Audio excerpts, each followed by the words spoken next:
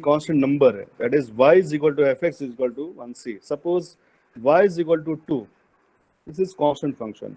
Y is equal to 4, constant function. Y is equal to -3, constant function. right? इसका meaning क्या है? देखो भाई ये क्या चीज है, x x x s y and y dash means x की कोई भी वैल्यूज पुट करने से आपको y का सेम आंसर मिलेगा.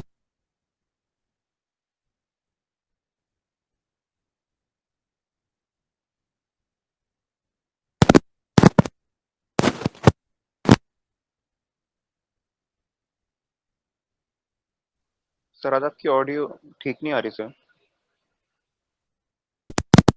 ओके वन सेकंड, आज कुछ दोनों कर रहा है यार ये.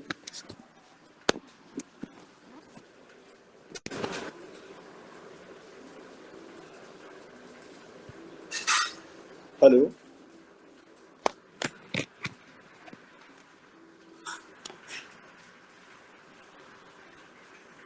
हेलो, अभी आ रहा सही आ रहा? यस सर आ रही है. जो भी कोई दिक्कत लगे बता देना मेरे को, क्योंकि ऐसे मुझे नहीं पता चलता. राइट, तो अभी हम देख रहे हैं y इज इक्वल टू 2. तो देखिए y on y axis 2, line draw करते हैं, एवरी टाइम 2 ही 2 आता रहेगा. x का वैल्यू चेंज कर जाइए और 2 2 आ रहा है. इट मींस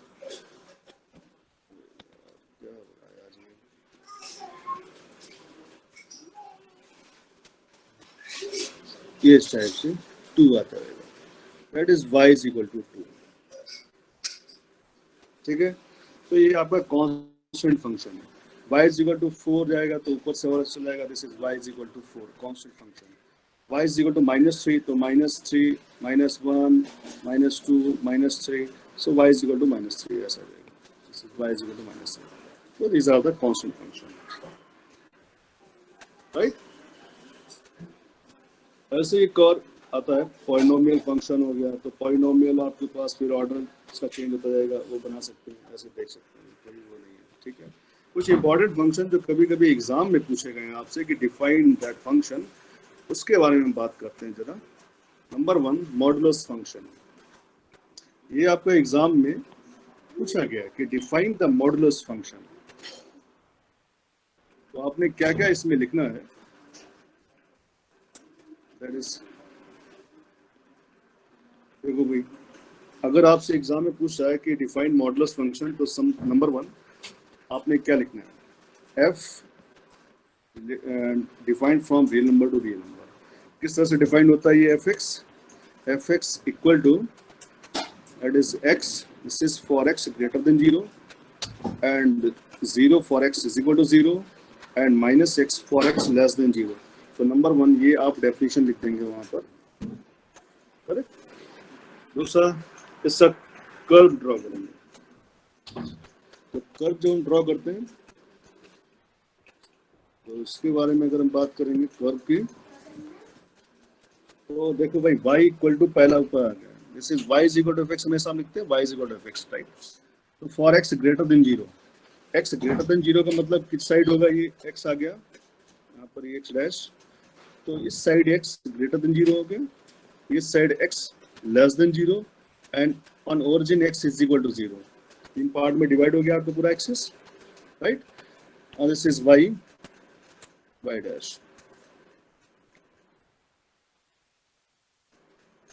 ठीक है, तो अब देखो भाई for x greater than 0 y equal to x. तो y इक्वल टू x का मतलब क्या है, बिल्कुल मिड क्वाड्रेंट से जाएगी लाइन यहाँ से इस टाइप से. This is y is equal to x. Right, for less than x less than 0, तो x लेस देन 0 पर y माइनस में -x, तो इस साइड आ जाएगा. That is y is equal to -x. तो हमेशा ये कर्व इस टाइप से बनेगा, वी शेप बनाएगा, ये मॉडुलस फंक्शन. ठीक है, इसी के बारे में थोड़ा सा और मैं आपको बताता हूँ. हमने अभी कर्व बनाया ये y is equal to mod x. ठीक है, तो आपने कहाँ से जो मॉड के अंदर क्वांटिटी लिखी हुई है, दैट इज x, इसी को आपने 0 लिख देना. ठीक है, और 0 के बाद जहां पर मीन्स x 0 ओरिजिन पर, वहां से बी शेप बना देना है ऊपर की ओर. y निगेटिव नहीं आएगा, y हमेशा मॉडुलस में पॉजिटिव रहता है, ठीक है। सपोज कीजिए यहाँ पर y is equal to mod of x minus 1 होता, तो मॉड के अंदर quantity that is x minus 1, इसको 0 पुट किया हमने, this implies x is equal to 1। तो अभी x 1 से देखो भाई 1 2 3 4, y में भी 1 2 3 लाइक दिस। तो अभी x इज इक्वल टू 1 से v शेप बना दो ऐसा इस साइड, और इधर भी ये कुछ इस टाइप से कर बनाएंगे।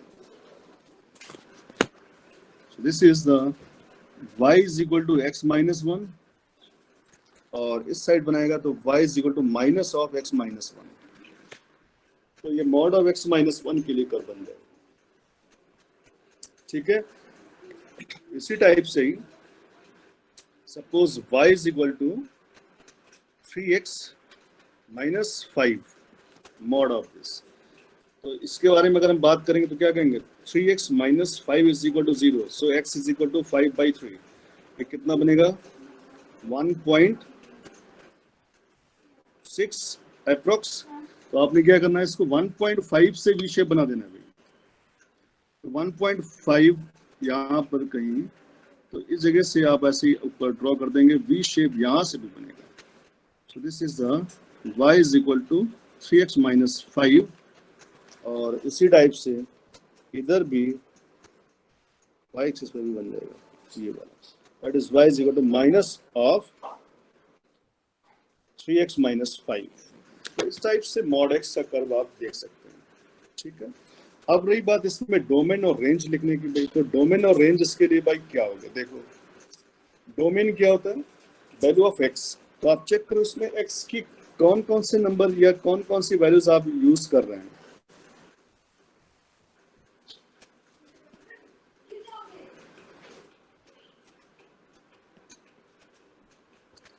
बोलो भाई, x का कौन सा वैल्यूज आप यूज कर रहे हैं, या ऐसा कोई जो वैल्यूज है नंबर्स है जहां पर आप यूज नहीं कर रहे हैं, वो वैल्यूज आप यूज नहीं कर पा रहे हैं, है कोई ऐसा नंबर?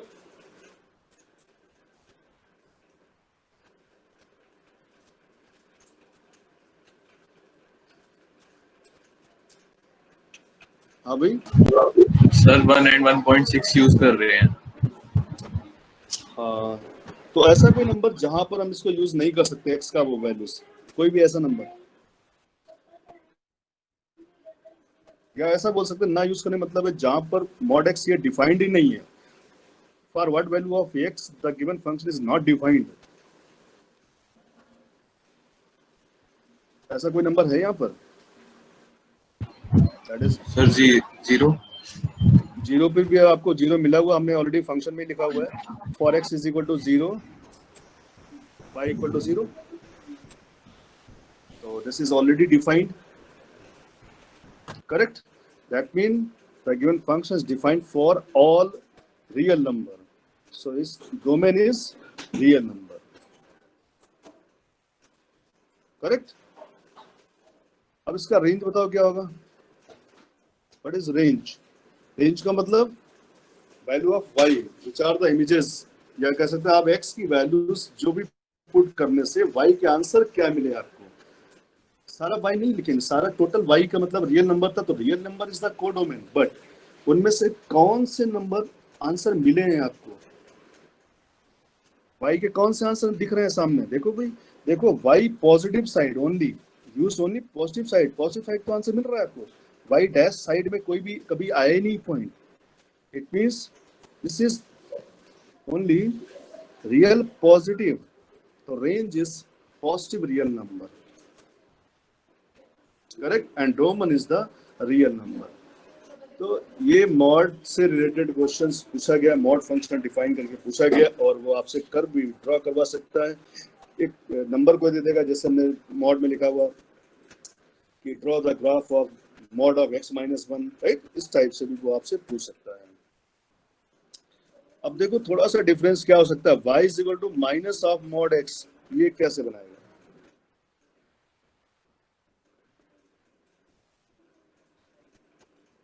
माइनस हमने बाहर लगाया, तो बाहर से माइनस का मतलब क्या, अभी जो y पॉजिटिव था अब y कैसा आ जाएगा, निगेटिव आ जाएगा। तो ये ग्राफ जो हमेशा नीचे की साइड बनेगा। और कहाँ से स्टार्ट करेंगे, जो मॉड के अंदर वैल्यूज है x that is equaling to 0, तो स्टार्ट फ्रॉम 0 वी शेप बना दीजिए नीचे की साइड में।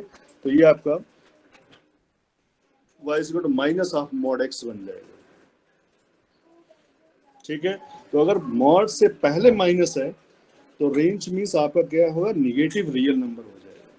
तो इस टाइप से वो क्वेश्चन पूछे गए आपसे कि negative minus of mod x what will be the range, तो आपने क्या आंसर करना है वहां पर, निगेटिव रियल नंबर और निगेटिव। ठीक है, तो ऐसा कुछ अभी तक पूछा गया मॉडुलस फंक्शन के रिगार्डिंग। फिर जो नेक्स्ट एक क्वेश्चन या फंक्शन पूछा गया है that is signum function. This is again signum function.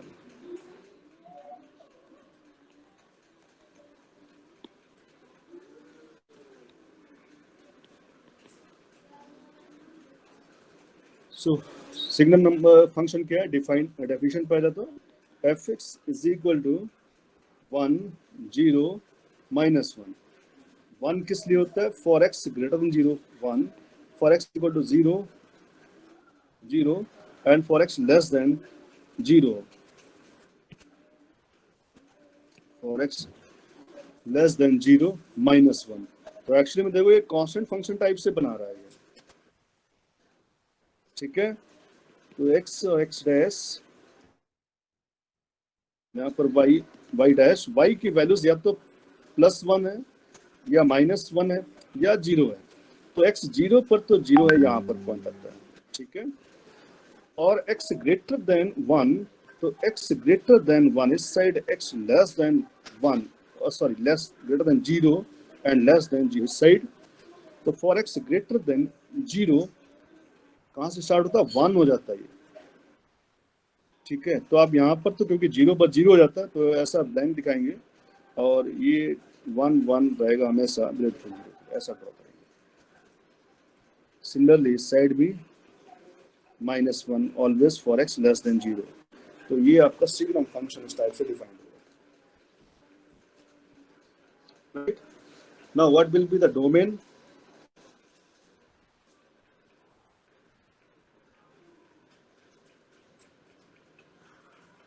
बोलो भाई डोमेन क्या है इसका।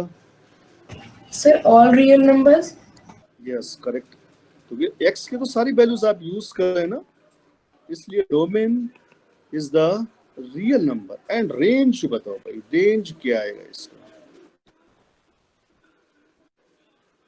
x की रेंज क्या है एक्चुअली में, value Real of negative y। numbers. No no no no, अभी रेंज फिर समझो क्या है, range is the value of y on putting the value of x। So 1, 0 and -1? Yes, आपको आंसर क्या क्या मिले, दैट इज 1 मिल रहा है आंसर, या तो 0 मिल रहा है -1, तीन ही तो आंसर मिल रहा है हमको y का। एवरी टाइम यू गेट 1 0 या -1, that mean range is 1 0 and -1। Correct, तो यही डेफिनेशन ही पूछ रहा है क्वेश्चन में, इसलिए ये थोड़ा सा इंपॉर्टेंट है, ये आपसे बार बार क्वेश्चन पूछता है। ठीक है, जस्ट डेफिनेशन, तो डेफिनेशन में डोमेन रेंज और उसका डेफिनेशन कैसे लिखा और कर्व बना देना, इतना ही आप जैसा मैं लिख रहा हूँ बस यही चीज लिख देना है आपने और हो गया। That is your definition of signum function या मॉडुलस फंक्शन, है ना। वो आपसे ही पूछता है define signum function, define modulus function, ये स्टेप लिखनी है आपने, कर्व दिखा देना, डोमेन एंड रेंज दिख देना और इस टाइप से ये कर देना। ठीक है, इसके बाद एक और इंपॉर्टेंट आता है that is greatest integer function.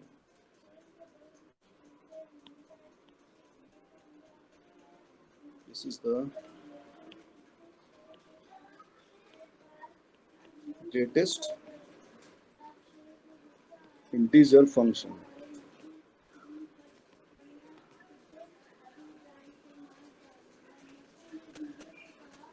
all right, so this function is defined as f(x) equal to, इस टाइप से डिफाइन होगा भाई, this is the greatest integer function. अब इंटीजर समझ रहे सभी, What are integers? 0, 1, 2, 3, 4, 5. These are positive integer. Negative side -1, -2, -3, and this is up to -infinity तक. This is up to infinity. So these are the integers. ठीक है. अब जैसा कि क्वेश्चन में ग्रेटेस्ट इंटीजर, तो अब हम इसको कैसे डिफाइन करेंगे? देखो भाई, सपोज हमारे पास एक क्वेश्चन में या कुछ वैल्यूज है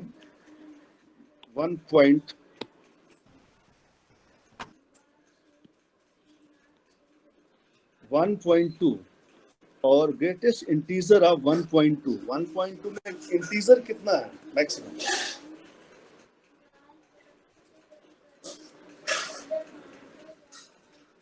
देखो 1.1 तो फ्रैक्शन हो गया. इंटीजर कितना होगा इसमें? 1. ठीक है, तो इसका आंसर क्या बनेगा? 1. 1.4 तो इंटीजर कितना है इसमें? 1. 1.9 इंटीजर 1. 2.0 अब इसमें इंटीजर कितना है? 2. ठीक है. 0.8 कितना इंटीजर होगा ये? 0. ऐसे बात करनी है, ऐसे आंसर इससे लिखना है. ठीक है. माइनस ऑफ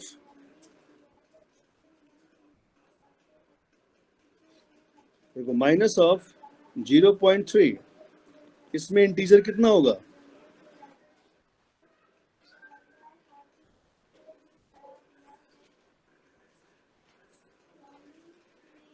बोलिए, what will be the integer? 0. No, ये 0 से कम हो गया ना.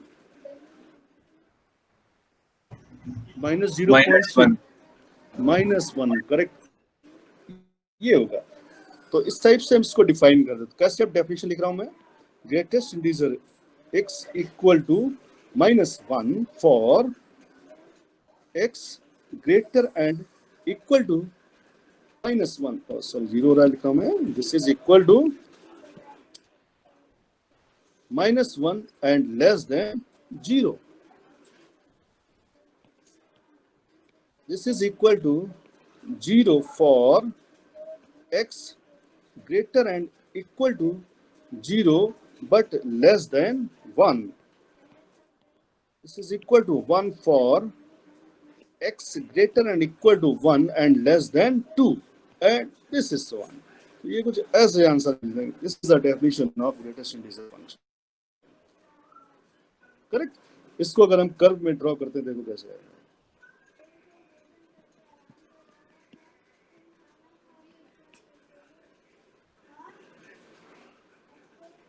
देखो यहाँ पर 1, 2, 3, 4, -1, -2, -3 and this is 1, 2, 3 and 4 like this. अब देखो भाई, पहला हमारे जो आया था for x greater and equal to -1 and less than 0. तो लेस देन 0 कौन सा आएगा? ओरिजिन से लेफ्ट साइड आया ना, तो इसमें हमेशा -1 आंसर मिलेगा आपको. तो इसके लिए कर क्या बनेगा? -1 यहाँ से ड्रॉ होगा. y की वैल्यू हमेशा आएगी -1. तो 0 पर ब्लैंक कर दो इसको. कहाँ तक? 1 तक ड्रॉ कर देंगे. ये आपका आंसर आ गया. This is x greater and equal to -1 and less than 0. ठीक है. अभी x ग्रेटर इक्वल टू 0, तो जब इक्वल टू 0 है तो यहाँ पर डॉट 0 पर 0 भी आ जाता है. और लेस देन 1, तो लेस देन 1 का मतलब 1 को डैश ना, तो उस सभी केसेस में ये 0 आ रहा है. इस टाइप से हम ड्रॉ करेंगे. ठीक है. नाउ 1 to 2, तो 1 पर 1 आ जाता है, दैट इज ये डार्क. एंड लेस देन 2, तो उसको ब्लैंक बना दो. इस टाइप से ये डार्क कर देंगे. तो ये आ गया हमारा x greater and equal to 1 and less than 2. तो ये इस टाइप से ड्रॉ होने शुरू हो जाएगा भाई. ठीक है. तो अब इसके बारे में बात करो तो भाई डोमेन और रेंज क्या होंगे, अब ये जरा बताओ. Now domain. What will be the domain of this function?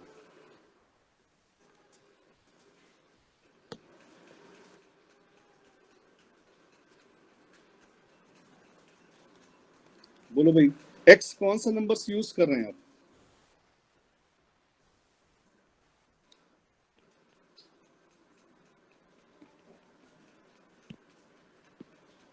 हाँ भाई बताओ। सर -1 नो नो, डोमेन तो x तो देखो पूरा नंबर हम यूज कर सारे all the Sir, all integers. नो x तो हम सभी यूज कर रहे हैं, 1.2 भी तो यूज कर रहे हैं। क्यों? देखो x less than 1 and greater equal to 0, तो all the real number x तो हम सारा यूज करते हैं, बट हमें आंसर में क्या मिलता है? वो फ्रैक्शन तो नहीं मिल रहा ना, आंसर हमें इंटीजर में मिल रहा है। -1 भी मिल रहा है, 0 भी मिल रहा है, 1 भी मिल रहा है, 2 भी मिलेगा, 3 भी मिलेगा। तो इसलिए रेंज इसका क्या हो जाएगा? Set of integers. ठीक है, तो ये इसका डोमेन एंड रेंज बनेगा। तो आप इस टाइप से फंक्शंस आज हमने देखे, ये कई सारे, और फिर नेक्स्ट हमारा इसी से रिगार्डिंग होगा, डोमेन और रेंज के रिगार्डिंग ही हम बात करेंगे। कई सारे फॉर्मेट में बताऊंगा आपको, डोमेन कैसे कैलकुलेट करते हैं, रेंज कैसे निकालेंगे, क्योंकि इससे रिलेटेड आपको क्वेश्चन मिलेगा एक एग्जाम में। ठीक है, तो नेक्स्ट हमारा स्टार्ट क्या हम करेंगे, डोमेन। डोमेन के बारे में अगर बात करें तो हमने एक साइड लिखवाया भी है आपको कि what is the domain, that is the value of x। ठीक है, value of x for which the given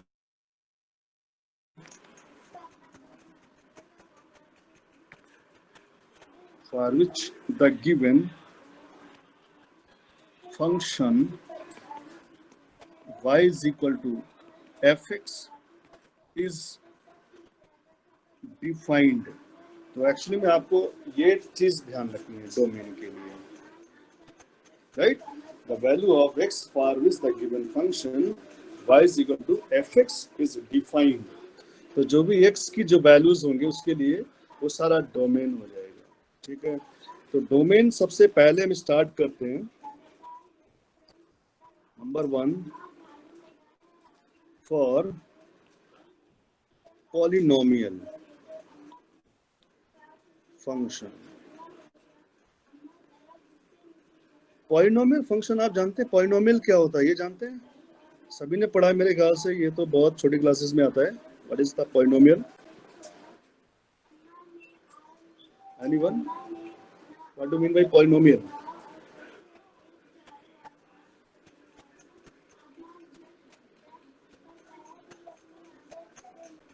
Sir, which have more than one variable. More than one variable? नहीं, सिंगल। देखो सपोज हमारे पास एक, हमने ये पढ़ा था ना, x² + 2x + 3, पढ़ा था नहीं पढ़ा ये? तो इसको हम क्या लिख दें, fx equal to this polynomial हो गया वो। ठीक है, कितने ऑर्डर, कितने डिग्री का पॉलिनोमियल है ये? सेकंड डिग्री का पॉलिनोमियल हो गया, करेक्ट। ऐसी x⁵ - 3x² + 2x - 4, ये भी पॉलिनोमियल है ऑफ डिग्री 5। तो एक ही वेरिएबल यूज कर रहे हैं यहाँ पर। ठीक है, हमने y = fx इसीलिए लिखा हुआ है कि फंक्शन कैसा है हमारा, y = fx टाइप का। तो this is y = fx type. तो पहले हम क्वेश्चन इसी टाइप के देख रहे हैं, पॉलिनोमियल फंक्शन टाइप के। ठीक है, तो y = fx इक्वल टू, अब देखो 2x + 3, ये भी एक पॉलिनोमियल है। तो पॉलिनोमियल कैसे? fx = some constant. ठीक है, fx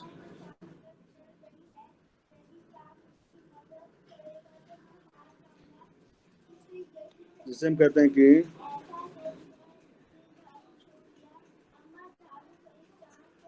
कोई नंबर था y is equal to 3, y is equal to ऐसा ना था, y इज इक्वल टू, ये भी क्या है कि पॉलिनोमियल है एक्चुअली। तो fx is equal to c is a polynomial function.